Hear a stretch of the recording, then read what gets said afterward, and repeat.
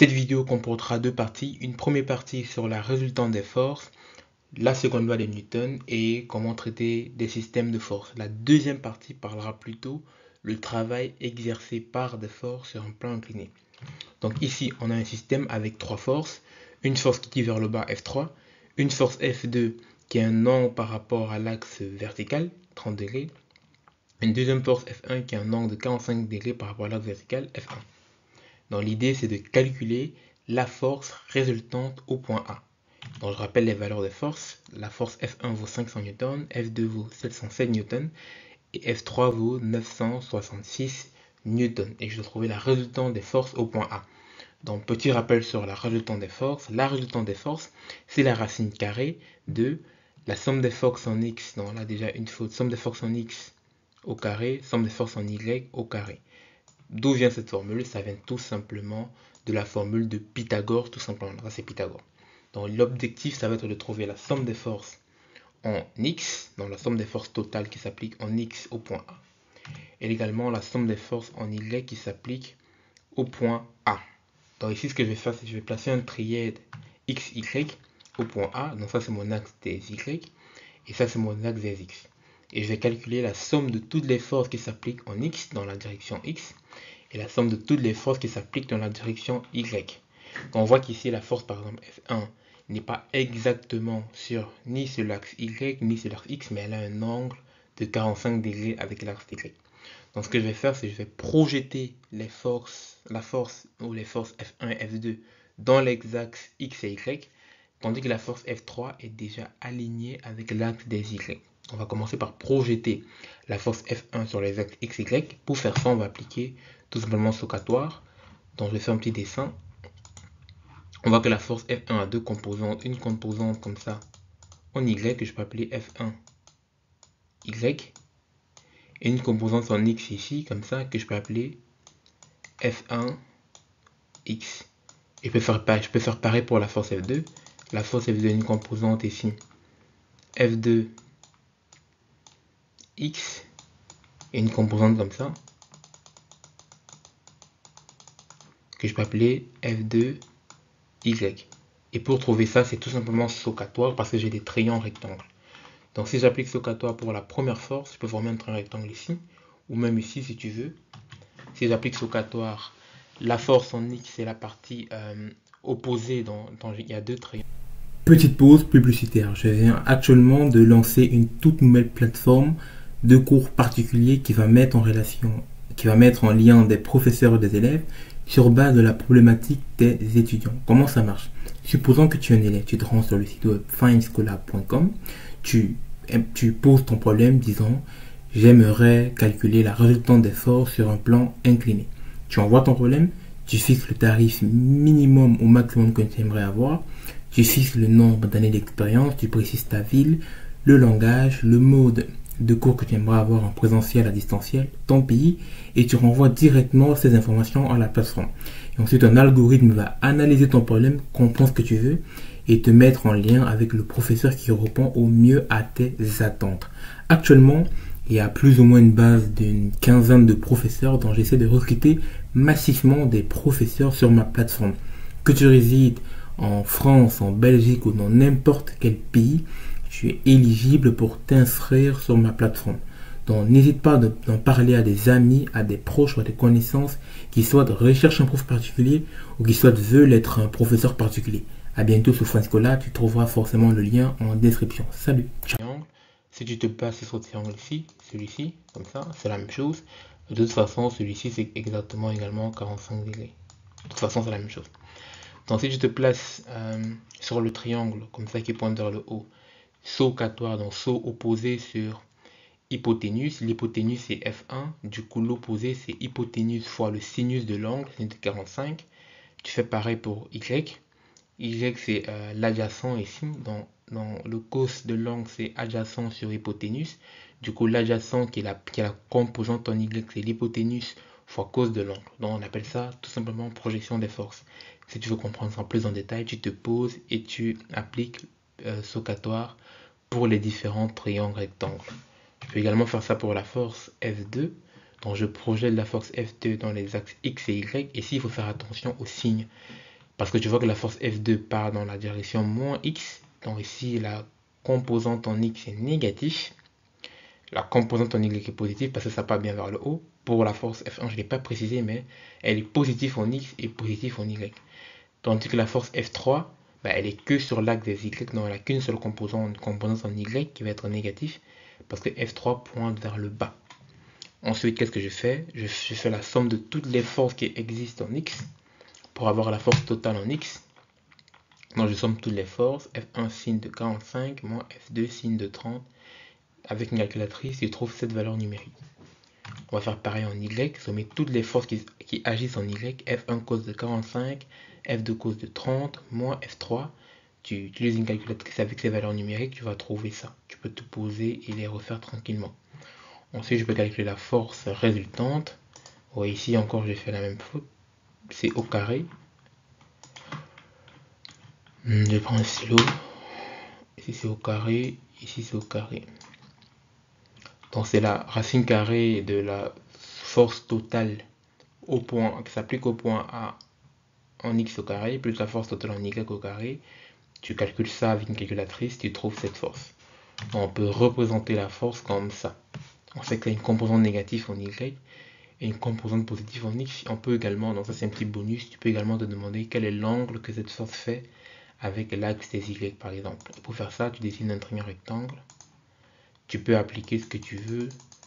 Donc si je dessine un triangle rectangle, si je vois que là j'ai la composante en X, ici j'ai la composante en Y, je peux appliquer la tangente.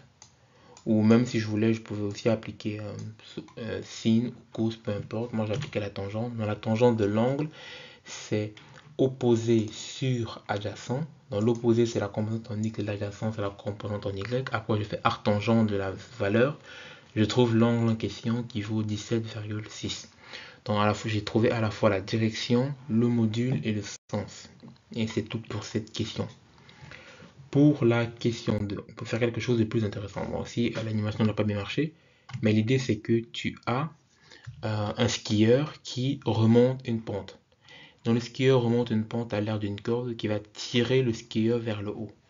Et l'idée ici en fait c'est de se demander quel est le travail exercé par toutes les forces et quel est le travail total effectué par ce système. Donc l'idée c'est de se demander quelles sont toutes les forces qui vont s'appliquer sur le skieur quand il remonte la pente et quel est le travail de chacune de ces forces. Donc ici à gauche j'ai mis un schéma un diagramme un peu des corps libres, comme on dit souvent, qui représente toutes les forces qui s'appliquent sur le système. Donc supposons que le skieur c'est un bloc, et donc un objet a forcément un poids, le poids c'est une force, mg qui part vers le bas, et il y a la force de la tension de la corde, Ft. Et si on suppose que sur la pente de ski, il y a une force de frottement que je vais appeler Ff, qui est pour force de frottement. Ici, c'est force de la tension de la corde. Et le skieur a remonté la pente sur une distance d. Et du coup, l'idée, c'est de se demander quel est le travail effectué durant ce trajet. Donc, pour rappel, les forces, le poids, on peut décomposer le poids en deux directions si tu l'as vu. Donc tu peux projeter le poids sur les axes inclinés, en fait sur l'axe du plan. J'ai fait toute une vidéo pour t'expliquer comment faire la projection d'une force sur un plan incliné. Donc tu peux cliquer, le lien va apparaître quelque part, ou alors je vais mettre en descriptif. Donc ça c'est... non là j'ai juste projeté. Donc ici il y a trois forces principales, il y a quatre forces. Il y a la force de frottement, il y a le poids, il y a la force de traction de la corde et il y a la force normale, N. Les deux autres forces qui sont ici sont des décompositions. Donc juste décomposer le poids dans deux axes différents dans les axes inclinés. Donc ce n'est pas des nouvelles forces, c'est tout simplement le poids qui s'applique dans des axes différents. Ok, ça c'est clair. Donc il y a trois forces principales, la force normale, le poids et la force de frottement. Ok. Du coup, c'est quoi le travail? C'est quoi la formule du travail? Le travail, c'est tout simplement la force produit scalaire avec la distance. Travail, c'est force produit scalaire avec la distance. Donc, je vais un peu rappeler qu'est-ce que c'est qu'un produit scalaire ou alors qu'est-ce que ça vaut dans certains cas. Donc, le produit scalaire, normalement, c'est la définition qui est mise en rouge. plus que la distance, donc ici je parle de distance, mais c'est pas vraiment une distance, mais c'est un déplacement. Le déplacement, c'est un vecteur. Donc le produit scalaire revient à multiplier les composantes en x de la force avec la composante en x de déplacement, plus la composante en y de la force, plus la composante en y du déplacement. Ça, c'est la vraie définition du produit scalaire. Une définition alternative, c'est celle-ci,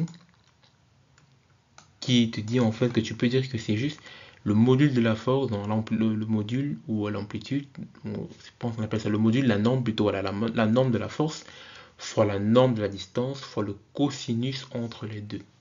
Cosinus de l'angle entre les deux. Dans un exemple, c'est que si tu as par exemple une force comme ça, tu tires sur un objet et l'objet se déplace, disons comme ça, c'est une distance v, et ça c'est l'angle entre les deux.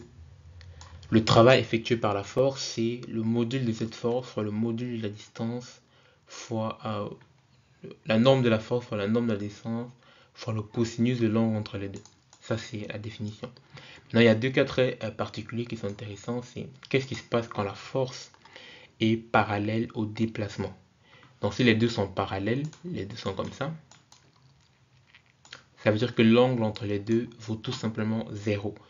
Cosinus de 0, ça vaut tout simplement 1. Du coup, j'ai juste un nombre de f fois un nombre de d. Qu'est-ce qui se passe si les deux sont orthogonales, donc perpendiculaires? Si les deux sont perpendiculaires, ça veut dire que la force est par exemple comme ça. Et le déplacement est perpendiculaire dans 90 degrés. 90 degrés, c'est 90 degrés. Non, 90 degrés, 90 degrés pour les Français. Dans l'angle entre les deux, c'est 90. Et cosinus de 90, c'est 0. Du coup, ça vaut 0. Et ça va être intéressant. Parce que grâce à ma projection, dans la projection de la force, du poids ici, est intéressant parce que ça génère une force qui est parallèle au déplacement dans le sens opposé. Et ça génère une force qui est perpendiculaire au déplacement. Du coup, je sais que pour la force perpendiculaire, j'aurai 0. Pour la force parallèle, je vais juste faire une multiplication simple. C'est ce que je vais faire ici. Donc, je rappelle un peu les valeurs numériques. Dans le poids, c'était 40 kg, la distance 20 mètres, la force 250 Newton, mu c qui est le coefficient de frottement statique. Et la force de frottement, c'est le coefficient de frottement statique fois la norme. Ça, c'est une formule un peu empirique en réalité. Donc ça, tu dois connaître par cœur que la force de frottement, c'est coefficient de frottement statique fois la norme. C'est une formule un peu empirique, mais qui se dérive de la mécanique des solides, un peu des trucs comme ça. Je sais même pas si c'est une vraie formule mathématique qui démontre ça. Juste le fait que les deux sont reliés ensemble. Bon, je vais pas expliquer pourquoi on fait cette vidéo, mais c'est très intuitif. Et aussi pourquoi est-ce que, comme j'ai dit, les projections ici, j'ai fait une vidéo très intuitive là-dessus. Je te conseille de la regarder, je vais pas tout réexpliquer ici, parce que j'ai déjà fait une vidéo là-dessus qui était assez pas mal. Ok, on va continuer. Donc, on va calculer le travail de chaque force. Donc, commençons par le travail de la force Ft. Donc, de la force de la corde. Donc, ici, quand je regarde la force de traction, elle est exactement parallèle au déplacement. Donc, elle est alignée avec le déplacement. Donc, je peux appliquer la formule qui est ici. Je peux dire que c'est juste la norme de la force fois le déplacement. 250 fois 20, ça fait 5000. Oui, ça fait 5000. 250 fois 20, ça fait 5000. C'est tout. 5000 joules, l'unité du travail, c'est des joules. Et le travail, c'est un scalaire. Parce que le travail n'a pas vraiment de direction, ça n'a qu'une amplitude, une norme. Dans le travail, on n'utilise pas en fait dans quelle direction tu fais du travail. Tu fais juste du travail parce que le travail, c'est une forme d'énergie ou de la capacité à. Non, la force, c'est la capacité à faire du travail, ou le travail, c'est la capacité à appliquer, la capacité de déplacer un objet. Donc, c'est une capacité, c'est une quantité qui n'a pas forcément de direction, ni de norme, qui n'a pas de direction, mais a juste une norme. Je peux calculer le travail effectué par la force de frottement. La force de frottement part vers le bas. Donc, dans mes formules, je n'ai pas précisé, mais il faut toujours prendre en compte le signe de la direction. Ça, c'est important. Parce que ça apparaît, parce qu'en réalité, dans les composants des forces ici, il y a le signe qui apparaît. Et même ici, un peu le signe qui apparaît. Bon. Et aussi même dans l'angle entre les deux, le cosinus de l'angle, et enfin il y a le signe qui peut apparaître un peu subtilement à l'intérieur aussi. Donc, oui, il y a le signe qui apparaît parce que l'angle entre les deux ne peut être soit 0, soit 180. Si tu pars dans la direction opposée, c'est pour ça qu'on dit souvent tu fais un tour à 180 degrés, ça veut dire que tu pars dans la direction opposée. Et cosinus de 180, c'est moins 1. Donc, pour être parallèle, il y a deux cas. Donc, j'aurais dû mettre plus ou moins ici, pour être plus précis. Plus ou moins, parce que tu peux aller comme ça et comme ça. L'angle entre vous deux, c'est 0. Ou tu peux aller comme ça ou comme ça. Et l'angle entre vous deux, c'est 180 comme ça. Et cause de 180, c'est moins 1. Donc, c'est pour ça que, comme je dis, le signe est caché implicitement dans l'angle en fait. C'est pour ça qu'ici, bah, c'est pas des vecteurs, c'est vraiment des modules. Et le signe, c'est caché dans l'angle. Parce que ça peut être soit 0, soit 180 ou plus. Ok.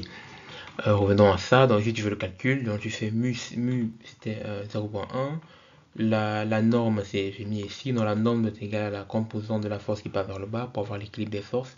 Pourquoi la norme est égale au poids? Parce que si la norme est plus petite, ça veut dire que l'objet tombe. Ça veut dire que l'objet entre dans le plan, ce qui n'est pas vrai. Et si la norme est plus petite, ça veut dire que l'objet sort de l'objet découle.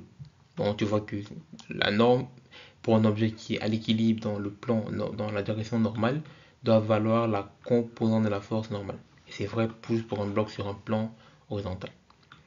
Donc je calcule le travail de la norme, tu vois que le travail de la force de frottement, tu vois qu'elle est négative.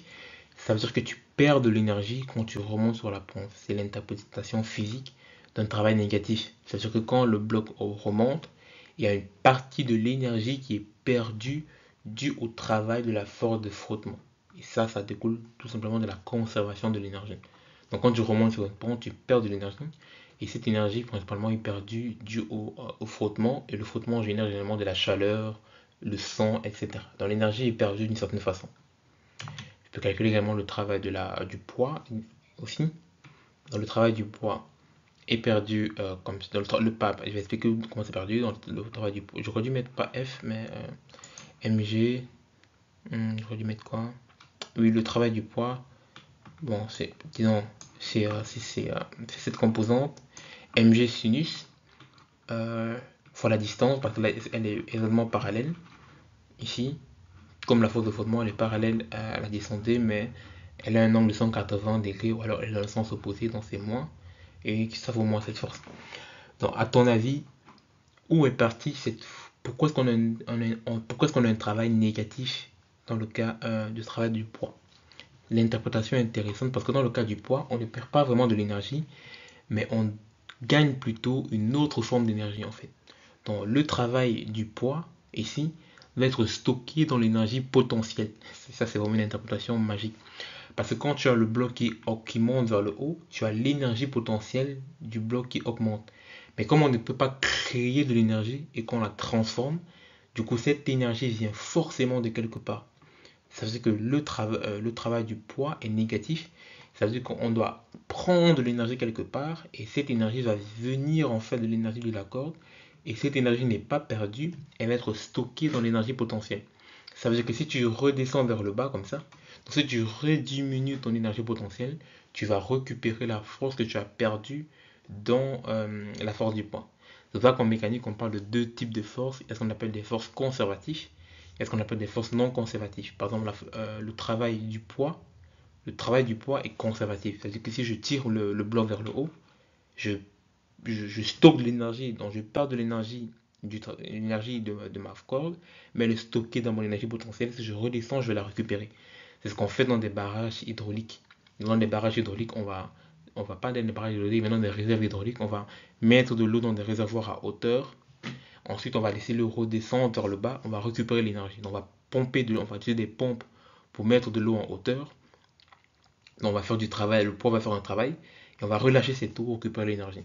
Tandis que la force de frottement, c'est impossible en fait de récupérer le travail fait par une force de frottement. Parce que si tu repars vers le bas, tu vas encore perdre de l'énergie parce que la force de frottement va rechanger de sens. C'est ça en fait le véritable problème. C'est que la force de frottement est toujours opposée au mouvement.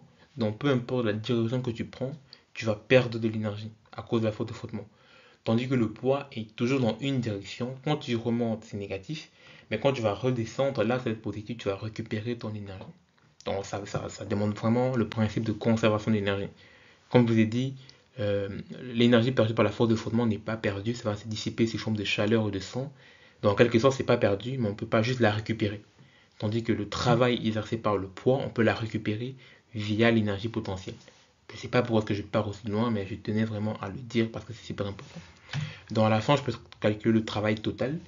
Et je vois que le travail total, c'est juste la somme de tous les travaux. Donc tu vois qu'à la fin, le travail total est positif. Ça veut dire qu'il me reste encore, après avoir fait ce déplacement, j'ai encore assez d'énergie pour avancer. Et une question qu'on peut peut-être te poser, c'est quelle va être la distance maximale que le skieur peut faire durant son trajet. Et pour faire ça, tu vas te dire que la distance maximale va se produire uniquement quand la force totale, je veux dire quand le travail total, plutôt travail total, je veux dire quand le travail total est égal à 0. C'est-à-dire que la distance maximale que tu peux atteindre, c'est la distance à laquelle tu n'as plus du tout d'énergie ou tu ne sais plus du tout faire du travail. Au point où, à quel point est-ce que tu ne sais plus faire de travail? À quel moment est-ce que tu ne sais plus rien faire? C'est quand ton travail total est nul. Et du coup, ça veut dire que tu vas remplacer D par D max et tu vas juste résoudre ce système d'équation. Donc, tu vas faire la somme de tout et te demander à quel moment est-ce que D va valoir 0. Donc, ça revient à trouver D comme inconnu. Tu fais la somme de tout et tu isoles D et tu dois juste trouver la valeur de D. Donc, le travail maximal, c'est quand le travail total, la distance maximale se produit quand tu ne sais plus faire de travail. Voilà. C'était tout pour cette vidéo. C'était Dibril. Salut.